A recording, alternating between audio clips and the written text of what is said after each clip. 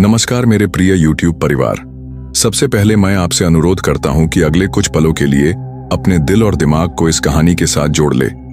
अपने ईयरफोन्स अच्छी तरह लगाएं ताकि आप इस कहानी की हर मोड़, हर पहलू और हर भावना को पूरी तरह से महसूस कर सके। अगर आप चैनल पर नए हैं तो सब्सक्राइब और लाइक करें वीडियो को। चलिए शुरू करते हैं इस दिलचस्प कहानी को। चंद्रमा उस रात पूरा नहीं था, आधा छिपा आधा खुला, जैसे आसमान भी किसी रहस्य को दबाए बैठा हो। गांव का नाम था भीमपालगढ़। दूर पहाड़ों के बीच बसा, जहां न सड़क थी न रोशनी, सिर्फ जंगल की साएं साएं और अजीब सी गंध, जैसे कुछ सड़ा हुआ हो। गांव में उस दिन अजीब सी बेचैनी थी। बूढ़ी तांत्रिका भवानी माई की झोपड़ी से धुआं निकल रहा था। गांव के बच्चे उस झोपड़ी के पास फटकते भी नहीं थे, क्योंकि कहा जाता था वहां वो रहता है जिसे कभी इंसान समझा गया, लेकिन अब वो सिर्फ भूख है, और वो भूख शरीर की नहीं, आत्मा की है। झोपड़ी के अंदर भवानी माई एक गुनगुनाते शव के पास बैठी थी। शव था एक जवान लड़की का, गांव की चंपा, जो 2 दिन पहले जंगल में गई थी और फिर वापस आई ही नहीं। आज उसकी लाश गांव के कुएं के पास मिली थी, बिना कपड़ों के, आंखें फटी हुई और होंठों पर मुस्कान। हंसी, मौत के बाद की हंसी, ये किसका काम हो सकता है? यह सवाल सबके मन में था, पर किसी के पास जवाब नहीं था। भवानी माई ने उस रात अपने पुराने संदूक से एक किताब निकाली, कामतंत्र व्रजसूत्र, जो कि कभी राजा भैरवनाथ को मिली थी। उसमें लिखा था, जब पुरुष की वासना शिखर पर होती है और स्त्री की आत्मा मुक्त होती है, तब एक राक्षस जन्म लेता है। वह न शरीर से जन्मता है न मृत्यु से मरता है। उसका नाम है पिशाच कामग्नि। भवानी माई कांप गई। यह वही है, लौट आया है। 100 साल बाद उसने एक काला दीप जलाया, उसमें किसी जानवर का खून डाला और तंत्रोक्तियां पड़ने लगी। धुएं में आकृति बनने लगी, 2 आंखें लाल चमकती हुई, और फिर एक फुसफुसाती आवाज, मैं भूखा हूं, मुझे फिर से बुलाया गया है। इस बार मैं सिर्फ चंपा नहीं लूंगा, पूरा गांव चाहिए। भवानी माई चीख पड़ी, ये कोई आम पिशाच नहीं, ये कामदेव के पतन से पैदा हुआ प्रेत है, और इसकी भूख कभी खत्म नहीं होगी। गांव में डर फैल गया था। चंपा की मौत के बाद अगली सुबह फिर एक लड़की गायब थी, रूपा, जो गांव की सबसे सुंदर कन्या मानी जाती थी। उसके घर की दीवार पर सिर्फ खून से लिखा एक शब्द मिला, स्वादिष्ट। उसी दिन गांव में एक अनजान युवक आया, लंबा गठीला शरीर, आंखों में कुछ खोया हुआ। नाम था आदित्य। वो खुद को एक पुरातत्वविद बताता था, लेकिन उसकी आंखों में कुछ और था, जैसे वो उस गांव में कुछ ढूंढे नहीं, किसी को रोकने आया हो। भवानी माई ने उसे देखते ही कहा, तू आया है समय से पहले, पर शायद मौत भी तेरे पीछे आई है। रूपा की खोज में गांव वाले बुरी तरह डरे हुए थे। किसी को समझ नहीं आ रहा था कि ये सब क्या हो रहा है। लड़कियां अचानक लापता हो रही थीं और वापस आती थीं, पर लाश बनकर। गांव के प्रधान गजराज ठाकुर ने जब आदित्य को देखा तो उसे सीधे पंचायत में बुलाया गया। गजराज, तुम कौन हो और यहां क्यों आए हो? आदित्य ने गहरी नजर से सबको देखा, फिर कहा, मैं उस राक्षस की खोज में आया हूं जिसे तुम लोग पिशाच कहते हो। लेकिन यह पिशाच सिर्फ एक जीव नहीं है, ये एक शाप है। गांव वाले चौंक उठे, सबने आदित्य को घेर लिया, लेकिन भवानी माई ने सबको शांत किया। भवानी माई, ये वही है जिसका इंतजार मैं कर रही थी, जिस पर शाप का अंत निर्भर है। आदित्य का अतीत किसी से छिपा नहीं था, कम से कम उससे नहीं। उसकी मां एक तांत्रिक साधिका थी जिसे कामतंत्र की विद्या आती थी। जब आदित्य 10 साल का था, उसकी मां एक बलिदान की रात गायब हो गई। उस रात गांव में भी आग लगी थी, और तब से वो गांव भूत गांव कहा जाने लगा। उसने अपनी मां की डायरी में आखिरी शब्द पढ़े थे, मैंने उसे जगाया है, पर अब वो मुझे छोड़ेगा नहीं। मेरा बेटा ही एक दिन इसे खत्म करेगा। आदित्य जानता था वो उसी पिशाच की संतान है, आधा मानव आधा प्रेत। गांव से कुछ दूर एक पुरानी हवेली थी, कुलदेवी हवेली, जहां कोई भी नहीं जाता था। कहा जाता था वहां नीचे गुफा है जो रात के तीसरे पहर में खुलती है। आदित्य भवानी माई और कुछ साहसी लोग उस हवेली तक पहुंचे। दीवारों पर अश्लील चित्र उकेरे थे, औरतें, तांत्रिक यज्ञ, रक्त और अधनंगे पुरुष। हवेली के बीचों बीच एक फर्श पर बना था कामचक्र। भवानी माई, यही है प्रवेश द्वार। ये दरवाजा सिर्फ तब खुलेगा जब कोई इच्छा को अर्पित करेगा। गांव के लड़के डर गए, लेकिन आदित्य ने आंखें बंद की और उस फर्श पर रक्त की कुछ बूंदें टपकाईं, अपनी ही कलाई काटकर। जमीन कांप उठी, एक दरार बनी और धीरे धीरे गुफा का द्वार खुला। एक अंधेरा सुरंग जिसमें से ठंडी हवा और सड़ांध की बू आई। सुरंग में उतरे तो दीवारें चमक रही थीं, किसी नरम ऊतक जैसे मांस से बनी हुई। कहीं किसी औरत की चीखें गूंज रही थीं, कहीं बच्चों की हंसी। फिर दिखा एक अधखुला कमरा जिसमें रूपा बैठी थी, बिल्कुल नग्न, आंखें अधखुली, और सामने बैठा था वो, एक लंबा लाल सांवला प्राणी, आंखें अंगारे जैसी, दांतों से टपकता लार और छाती पर उकेरे हुए तंत्र मंत्र, पिशाच कामग्नि। उसने आदित्य की ओर देखा और बुरी तरह दहाड़ा, तेरा खून मेरा ही हिस्सा है, तू मेरा है। आदित्य ने रूपा को खींचा, लेकिन जैसे ही वह छूने गया, रूपा की आंखें लाल हो गईं। वो हंसने लगी और अचानक पिशाच के ही स्वर में बोल उठी, तू जिसे बचाने आया है वो अब मेरी दासी है, उसका शरीर अब मेरी भूख है। भवानी माई ने एक मंत्र बुदबुदाया और रूपा के माथे पर राख लगाई। वो अचानक चीखी और बेहोश हो गई। पिशाच ने हमला किया। पहली बार कोई मनुष्य उसकी आंखों में आंखें डाल रहा था। आदित्य और पिशाच की टक्कर से पूरा गुफा हिल उठा, लेकिन तभी पिशाच की हंसी गूंजी, मुझे नहीं मार सकता कोई, जब तक मेरी वासना की जड़ जीवित है। अब कहानी ने मोड़ लिया। भवानी माई ने बताया, उसकी जड़ एक महिला है, एक रानी, जिसने कभी खुद को शारीरिक तांत्रिक बलि में अर्पित किया था। वही उसकी शक्ति का स्रोत है। जब तक वो जीवित है या उसकी समाधि टूटी नहीं, तब तक पिशाच अमर है। उस रानी का नाम था रुद्रलेखा और उसकी समाधि थी काम गुफा के उस अंतिम कोने में, जहां कोई जाना नहीं चाहता था। गुफा के आखिरी छोर तक पहुंचने में उन्हें 4 घंटे लगे। रास्ता मांसल दीवारों और अजीब सिसकियों से भरा था।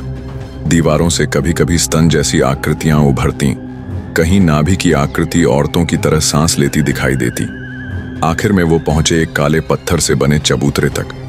वहां एक औरत की अधनंगी मूर्ति थी, जैसे पत्थर बनी हो। उसके चेहरे पर शांति थी, लेकिन आंखों में पीड़ा। वो थी रुद्रलेखा, वह रानी जिसने खुद को तांत्रिक पिशाच के लिए समर्पित किया था। भवानी माई ने कहा, यह मूर्ति नहीं, एक जीवित समाधि है। इसकी आत्मा अब भी उस प्रेत से बंधी है। अगर इसे तोड़ दिया गया तो पिशाच की जड़ भी कटेगी। लेकिन तभी हवा में सरसराहट हुई। गुफा की दीवारें कांपने लगीं। रुद्रलेखा की मूर्ति की आंखों से खून टपकने लगा। रुद्रलेखा की आत्मा जाग गई थी। रुद्रलेखा की आत्मा बाहर निकली, धुएं जैसी, नग्न, मगर बेहद सुंदर और विकराल। उसने आदित्य की ओर देखा और बोली, मैं उसकी रानी थी, अब उसकी भूख बन गई हूं, पर मैं बंधी हूं, बंधी रहना चाहती हूं, क्योंकि यही मेरा प्रेम है। आदित्य बोला, प्रेम नहीं, ये शाप है। रुद्रलेखा की आत्मा हंसने लगी, तू उसकी संतान है, तू भी उसी आग में जलाएगा जिसमें मैं जली थी। तेरे रक्त में उसकी लालसा है। तू मुझे देख रहा है, लेकिन तुझे देखकर मैं कांप रही हूं, क्योंकि तू वही है जो उसे समाप्त कर सकता है। फिर वो फुसफुसाई, तू चाहे तो मुझे मुक्त कर सकता है, पर याद रख, मेरी मुक्ति उसकी मृत्यु है, और उसकी मृत्यु तेरे भीतर की मृत्यु भी। रात के तीसरे पहर गुफा में एक और घटना घटी। जब सब सो रहे थे, आदित्य की आंख खुली।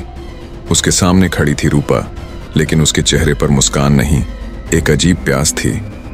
वो धीरे धीरे पास आई, अपने होठों को उसके होठों से सटाकर बोली, तू मुझे बचाने आया था, पर मैं अब उसकी बन चुकी हूं। उसका लोहा तेरे रक्त में है, आ एक हो जाएं।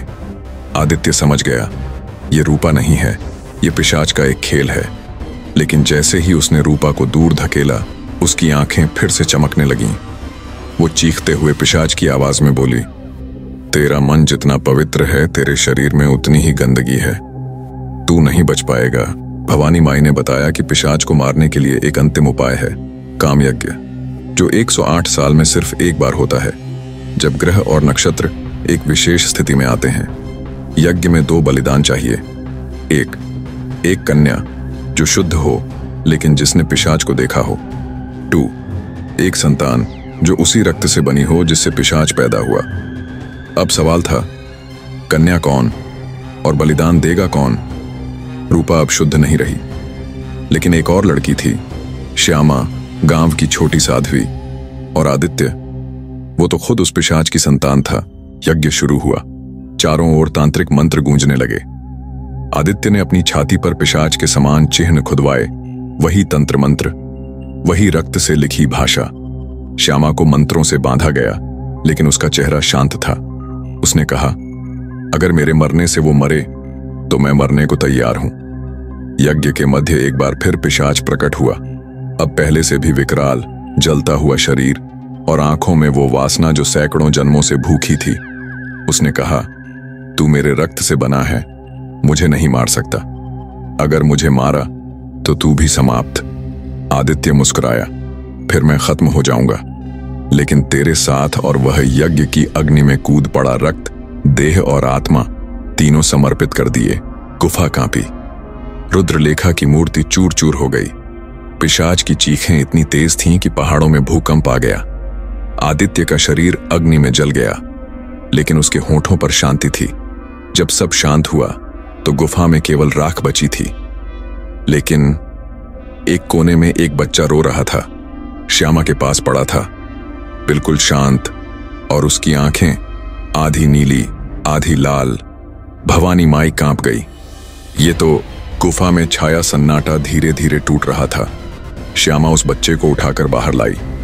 वो बच्चा रो रहा था, लेकिन उसकी आवाज में एक अनोखा कंपन था।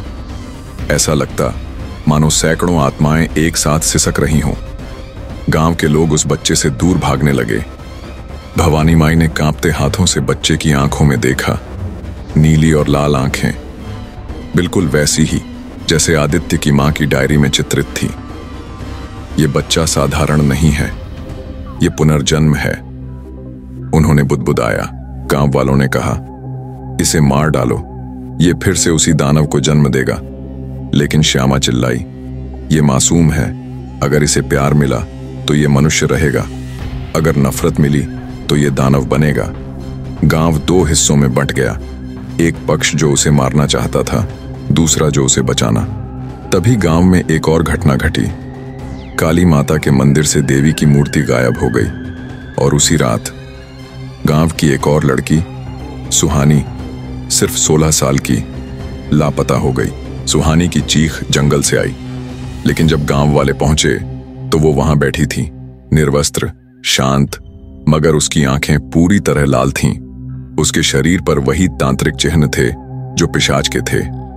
भवानी माई समझ गईं, पिशाच गया नहीं, वो बिखर गया है, और अब वो हर उस इंसान में प्रवेश करेगा जिसमें इच्छा है, हवास। और सुहानी उसका पहला वाहन बन चुकी थी। बच्चा अब बड़ा हो रहा था, 7 साल में 14 साल का शरीर। उसका नाम रखा गया अग्नि। अग्नि के पास एक अद्भुत शक्ति थी। वो किसी भी इंसान की सबसे गुप्त लालसा जान सकता था। उसने देखा कि गांव के साधु भी रात को मंदिर में स्त्रियों के चित्र देखते हैं। उसने देखा कि मासूम चेहरे के पीछे सभी में कुछ न कुछ वासना छिपी है। वो भवानी माई से पूछता, अगर सभी में कामना है तो पिशाच कौन है? भवानी माई चुप हो जाती। गांव की स्थिति और बिगड़ गई थी। रात में अचानक लोग गुम हो जाते और अगले दिन उनके शरीर मिलते, झुलसे हुए, नग्न, और आंखें बाहर निकली हुईं। भवानी माई ने सुहानी को रोकने की योजना बनाई। एक विशेष यंत्र और तांत्रिक अभिमंत्रित तलवार। उन्होंने सुहानी को गांव के तालाब में बुलवाया और वहीं युद्ध हुआ। सुहानी हवा में उड़ती, उसकी आंखों से आग निकलती, लेकिन जब तलवार उसके पेट में ढंसी, वो चीखते हुए बोली, मैं तो सिर्फ एक वाहन थी, असली राक्षस अभी बाकी है।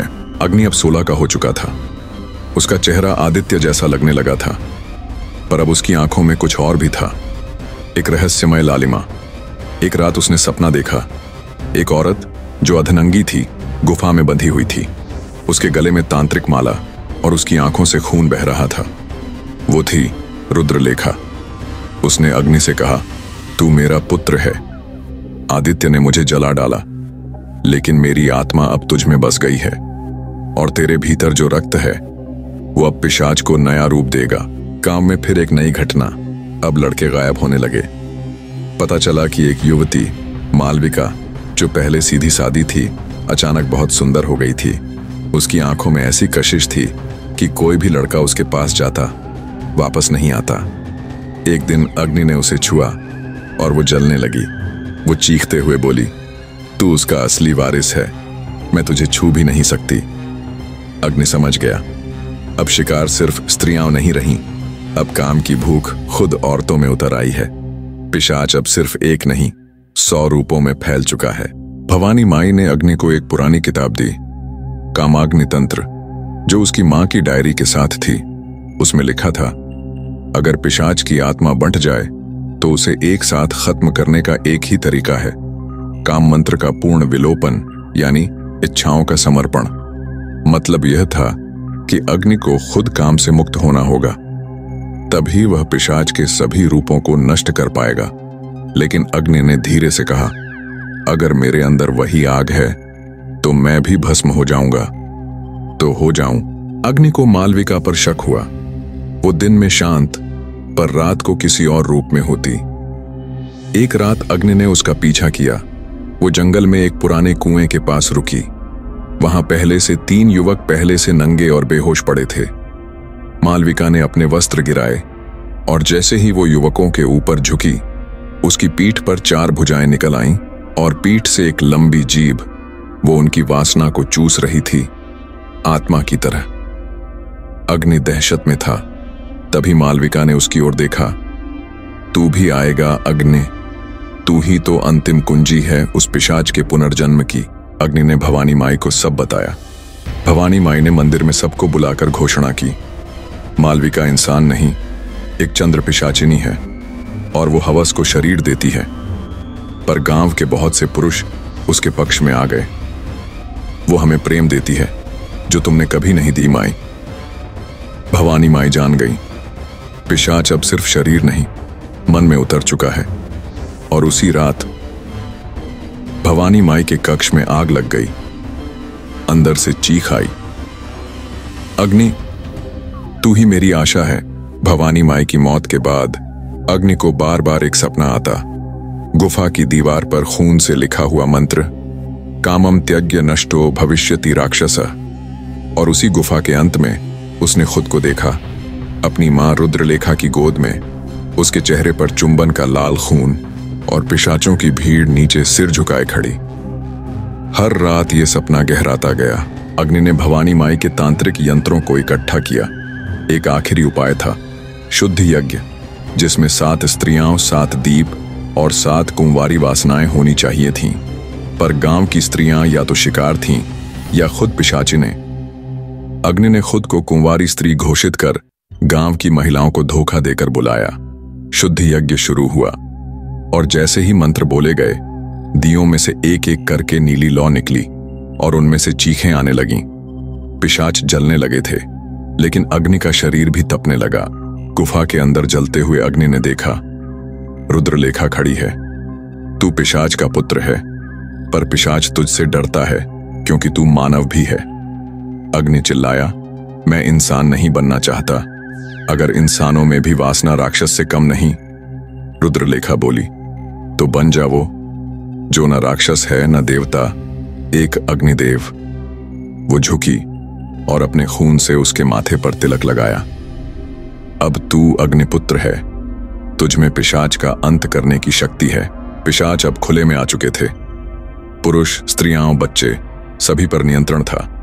गांव में कामरात्रि घोषित की गई, हर घर में देह का महोत्सव। पर अग्नि अकेले जंगल में यज्ञ कर रहा था। यज्ञ की गर्मी से पूरे गांव में आग फैलने लगी। जो भी पिशाच थे झुलसने लगे।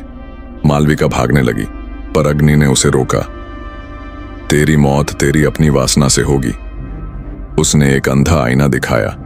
मालविका ने खुद को देखा, और अपनी सड़ी, कीड़े पड़ी असलियत में वो चीखती रही और राख बन गई। अब पिशाच अपने अंतिम रूप में आया, न नर न नारी, सिर्फ एक जलती हुई देह जो हवा में तैरती थी और जिसके हर स्पर्श से लोग मदहोश हो जाते। अग्नि उसके सामने खड़ा था, दोनों के बीच एक ही युद्ध, काम बनाम त्याग। पिशाच ने कहा, तू मेरा अंश है, अगर तू जलेगा मैं भी जलूंगा। पर तू क्या जलेगा? अग्नि मुस्कुराया, तेरे जलने से ही मेरी मुक्ति है। और उसने खुद को यज्ञ की आग में झोंक दिया। पिशाच चिल्लाया, नहीं, तू नहीं जल सकता, तू मेरा अंतिम वाहक है। पर अग्नि की देह तपती रही। धीरे धीरे उसकी त्वचा राख बनी, उसकी आंखों से रक्त की धार निकली, लेकिन वो मुस्कुराता रहा। और तब गांव के हर पिशाच की आत्मा अग्नि में समा गई। एक विस्फोट हुआ और फिर शांति। 3 दिन बाद गांव में बारिश हुई। एक बच्चा मिला, नंगे रोता हुआ, उसके गले में अग्नि की राख का लॉकेट था। कोई नहीं जानता कि वो कहां से आया, पर भवानी माई की एक पुरानी बात हवा में गूंजी, जहां हवस है वहां पिशाच लौटेगा, पर जहां त्याग है वहां अग्नि जलेगी। वो बच्चा बड़ा हुआ, हर स्त्री उसकी ओर खींची चली आती, हर पुरुष उसे नफरत से देखता, पर वो मुस्कुराता और कहता, मैं अग्नि का अंश हूं और जब हवस लौटेगी मैं भी लौटूंगा। उसकी आंखों में आग नहीं, राख थी। और तभी आसमान में बिजली गिरी। गांव का पुराना मंदिर फिर से खड़ा हुआ और मंदिर की दीवार पर लिखा था, पिशाच मरा नहीं, वो अग्नि बन चुका है। बच्चा बड़ा हुआ, हर स्त्री उसकी ओर खींची चली आती, हर पुरुष उसे नफरत से देखता, पर वो मुस्कुराता और कहता, मैं अग्नि का अंश हूं और जब हवस लौटेगी मैं भी लौटूंगा। उसकी आंखों में आग नहीं, राख थी। और तभी आसमान में बिजली गिरी। गांव का पुराना मंदिर फिर से खड़ा हुआ और मंदिर की दीवार पर लिखा था, पिशाच मरा नहीं, वो अग्नि बन चुका है। जिस बच्चे को अग्नि की राख में पाया गया था उसका नाम रखा गया विवान। पर जैसे जैसे वो बड़ा हुआ, गांव में विचित्र घटनाएं होने लगीं। पशु अचानक मर जाते, कुंवारी लड़कियां नींद में चलती हुई कुएं में कूद जाती और विवान के चारों ओर हमेशा एक अजीब गर्म हवा बहती रहती। भवानी माई की एक बची खुची पोथी में लिखा था, जहां अग्नि शांत होती है वहां हवस फिर से जन्म लेती है। विवान के सपने में एक औरत आती, लंबे बाल, पीठ से उगते हाथ और आंखें लाल। विवान, तू मेरा पुनर्जन्म है, तू ही मुझे पूर्ण करेगा। गांव में अब पुराने कुएं के पास फिर से बच्चे गायब होने लगे। एक महिला ने दावा किया, मेरे बच्चे को एक नंगी औरत खींचकर कुएं में ले गई, पर कुआं सूखा हुआ था और उसके तल से एक गंध आती, सड़ी हुई वासना की गंध। गांव में एक बार फिर डर फैलने लगा। विवान को रात में सपने आने लगे, खून से भरा कुआं, उसके ऊपर तैरती अधनंगी आत्माएं और वो खुद उनके बीच राजा बना बैठा। एक दिन गांव में एक बूढ़ा तांत्रिक आया, सफेद आंखें, राख लिपटे वस्त्र और गर्दन में मरा सांप। वो चीखा, जिसे तुमने जन्म दिया वही तुम्हारा अंत करेगा। सब उसे पागल समझकर हंस दिए। लेकिन उसी रात गांव की सबसे बुजुर्ग महिला अम्मा नीरू आग में जलकर मर गई और मरने से पहले उसने सिर्फ एक नाम लिया, विवान। विवान अब 18 का हो चुका था। उसकी आंखें गहरी नीली हो चुकी थीं और उसकी त्वचा कभी कभी चमकने लगती। उसकी छाया अब 2 हो चुकी थी, एक उसके पीछे और एक उसके सिर के ऊपर, जिसे केवल रात में देखा जा सकता था। गांव की हर लड़की उसके सपनों में उसे पुकारने लगी। वो रात में उनके कमरों में जाता बिना कोई आवाज किए। सुबह वो लड़कियां हमेशा कहती, वो सपना नहीं था, मैं चाहती थी उसे। विवान ने एक लड़की को पसंद किया, संध्या, जो साध्वी थी और जंगल में अकेली कुटिया में रहती थी। उसने संध्या को प्रपोज किया, मैं तुझसे विवाह करना चाहता हूं, देह से नहीं आत्मा से। संध्या मुस्कुराई और बोली, तेरी आत्मा तो अब हवस से भरी है, मुझे तुझे बचाना होगा। उसने अपने रक्त से एक रेखा खींची और कहा, अगर तू इसे पार कर पाए तो तू पवित्र है, वरना तू पिशाच बन चुका है। विवान ने पांव बढ़ाया और जैसे ही रेखा छुई, उसकी पीठ से 2 आग की भुजाएं निकल आईं। संध्या अब विवान को समझ चुकी थी, वो सिर्फ हवस का पिशाच नहीं, बल्कि तंत्र का उत्तराधिकारी भी बन चुका है। वो उसे एक प्राचीन गुफा में ले गई, जहां दीवारों पर तंत्र मंत्र से बनी पिशाचिनों की मूर्तियां थीं। संध्या ने कहा, तू अभी भी बच सकता है, लेकिन तुझे अपनी वासना को भस्म करना होगा। विवान बोला, अगर मैं वासना को मार दूं तो मैं क्या बचूंगा? संध्या ने एक तांत्रिक विधि शुरू की, जिसमें उसे अपना खून देना था और विवान को अपने अंदर की हवस को उसके रक्त में बहा देना था। विवान ने आंखें बंद की और तंत्र जाप किया, पर तभी एक औरत चीखती हुई गुफा में आई। वो मेरा है। वो थी मालविका की आत्मा।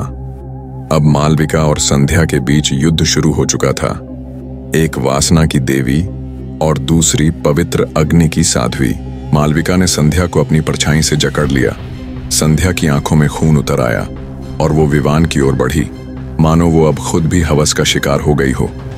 पर तभी विवान चिल्लाया, नहीं, यह मेरी परीक्षा है। उसने संध्या के गले से माला खींची और खुद पर बांध ली।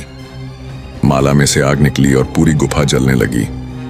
मालविका चीखती रही, तेरी आत्मा मेरी है, तुझसे मैं फिर जन्म लूंगी। विवान अब जलते हुए गुफा से बाहर निकला। उसके वस्त्र भस्म हो चुके थे, शरीर पर सिर्फ राख और माथे पर अग्नि की लकीर थी। गांव वाले उसे देखकर डरने लगे, पर उसने हाथ उठाकर कहा, मैं अब वो नहीं रहा, पर तुम अब वही हो जो मैं था।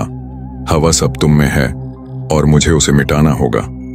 उसने अपना पहला बलिदान किया, अपने सबसे प्रिय मित्र का वध। गांव में अब रोज एक एक कर आत्माएं लौटने लगीं। वो लड़कियां जो मर चुकी थीं, अब सफेद कपड़ों में पेड़ों पर बैठी दिखती। वे गुनगुनाती, हवास गई नहीं, वो सिर्फ रूप बदल रही है। विवान अब रात में सो नहीं सकता था। हर नींद में उसे एक आत्मा बुलाती, आजा एक बार और। अगर आपको ये कहानी अच्छी लगी हो तो हमारे चैनल को चेक करें। ऐसे ही दिलचस्प वीडियोस के लिए और शेयर करें। अपने दोस्तों में धन्यवाद।